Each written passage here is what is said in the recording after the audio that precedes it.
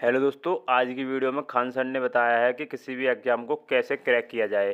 तो क्या रणनीति होनी चाहिए, आपको क्या रणनीतियाँ अपनानी चाहिए। तो ये दोस्तों, ये video Khan GS research centre YouTube channel से ली गई है, तो उसका क्रेडिट उन्हीं को जाता है।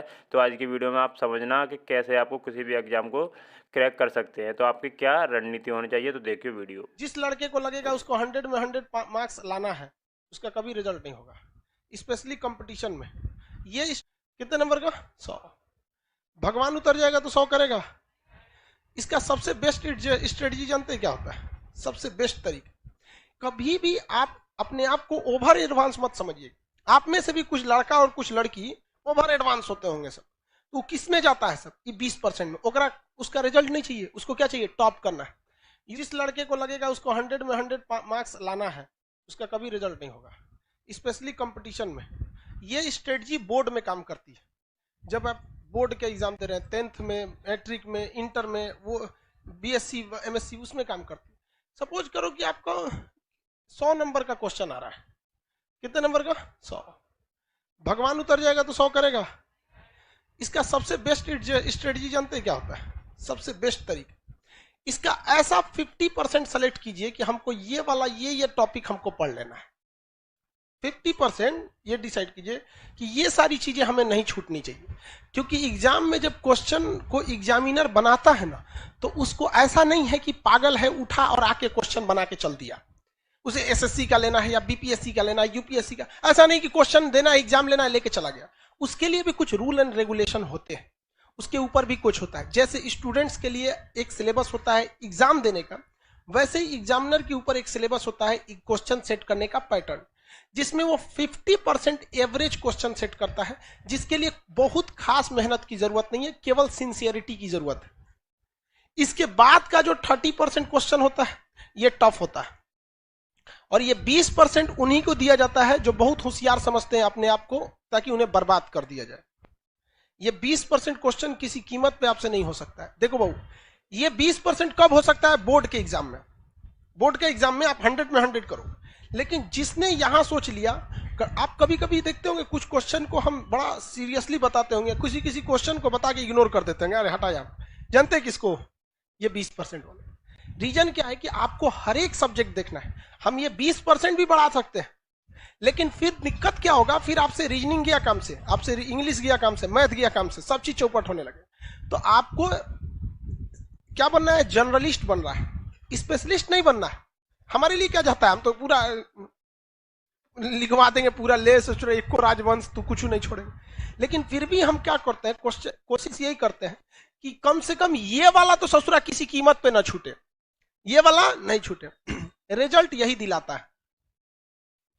जिनका कमांड इस पर हो गया, उनका रिजल्ट हो जाएगा। इसको कभी नहीं देखना है।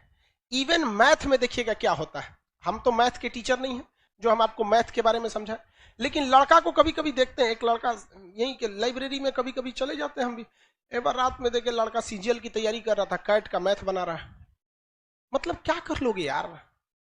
20% वाले में जाओगे, इसमें जाओगे ना, 100 में 100 लाओगे यहाँ पे। बाकी इंग्लिश चौपट होगा। फिर टीयर 1 में रीजनिंग और जीएस चौपट हो जाएगा, रीजनिंग चौपट हो जाएगा। तो कभी भी आप अपने आप को ओवर एडवांस मत समझिए। आप में से भी कुछ लड़का और कुछ लड़की ओवर एडवांस होते होंगे सब। तो किस में जाता है सब? ये 20% में। ओकरा उसका रिजल्ट नहीं चाहिए, उसको क्या चाहिए? टॉप करना है। यूपीएससी में एक लड़की थी, श्वेता सिंह करके, ऐसे वो पीटी एग्जाम के कट ऑफ से केवल 1 नंबर ज्यादा पाई थी। अब उसका टीना डाबी भी थी, कई लड़कियां थे सर, टीना डाबी भी थी। तो कट ऑफ से केवल कितना नंबर पाई थी? 1 नंबर, और टॉप में चल गए सब। बहुत से ऐसे, केवल टीना डाबी या श्वेता सिंह का एग्जाम्पल नहीं, ऐसे हजारों के एग्जाम्पल मिले कि कट ऑफ से केवल कितना नंबर? 1, 2 या 3 नंबर ज्यादा। और उसके बाद जब ओवरऑल मेंस का आया तो पूरे ऑल ओवर इंडिया में चले गए। तो ये ऑब्जेक्टिव में आपको ये डिसाइड रखना है कि कुछ ऐसे चीज रखिए कि जो हमसे भगवान भी नहीं छीन सकता है। कौन सा? ये 50% वाला। ये 50% आपसे पढ़ाई मांगता ही नहीं है, केवल सिंसियरिटी मांगता है। हम जितना पढ़ा रहे हैं, आप घर जाके उसको सरसरी नहीं, यहां से 10 बार देखिए, बस 20-25 मिनट देखिए, ये आपसे कोई नहीं छीन सकता है। सब लोग को समझा रहे हैं, रिजल्ट देने के बहुत कम हम इस सब पे चर्चा करते हैं। आते होंगे, देखते होंगे कल कहां तक पढ़ाए थे, चल दिए आगे। इस पे ध्यान दीजिएगा। उसके बाद मेहनत इसे करना है, इस वाले कुछ ऐसा क्वेश्चन आता है ना कि कभी कभी देख के सोचना हमारा दिमाग जल जाता है, अजीब टाइप का क्वेश्चन पूछ देता है यहाँ पर। तो कौन सा है 20%, उसमें कभी मत पढ़िएगा। किसमें पढ़ना है आपको, ये दोनों, ये तो सब लोग को आता है मार्क्स। कोनो एग्जाम में बैठिएगा आपको ऐसा थोड़े 0 पाके आइएगा, लगभग तो इतना ही आएगा। इस सब में ध्यान से लेके पढ़ना है। तो जितना आपका मटेरियल है या जो हम पढ़ाते हैं, तो हम भी इसी को ध्यान में रख के पढ़ाते हैं। जब आप यहां तक पढ़ाई कर रहे होते हैं तो यहां बहुत मजा आता है। जब इसमें घुसते हैं तो थोड़ा दिमाग लगाना पड़ता है, और जब इसमें घुसते हैं तो बोरिंग लगने लगता है। क्या लगने लगता है, बोरिंग। तो ससुरा ये हमारा फेलो करा रहा है, पढ़ाई को बोरिंग भी बना रहा है। तो हमको भी गम ने मारा, तुमको भी गम ने मारा, इस गम को मारे डालो। समझ में आ गया कि नहीं है? इसको बर्बाद कर दो, इसको छोड़ना नहीं है। आप लोग से कभी कभी कोई क्वेश्चन नहीं बने तो घबराना है। अब वो भी देखना है कि वो 20% वाला है कि 50% वाला में गड़बड़ हो जा रहा है। अब अगर कोई पूछ दे आपसे कि हर्षवर्धन को किसने पराजित किया, आपको कहेगा यार पुलकेशिन द्वितीय नहीं पता है सर, तो बोलबे किए थे 20% नहीं आता है। अरे यार लेवल भी तो ध्यान रखो, वो 50% वाला में से है, हाँ? उसको तो आपको हर हाल में पता होना चाहिए।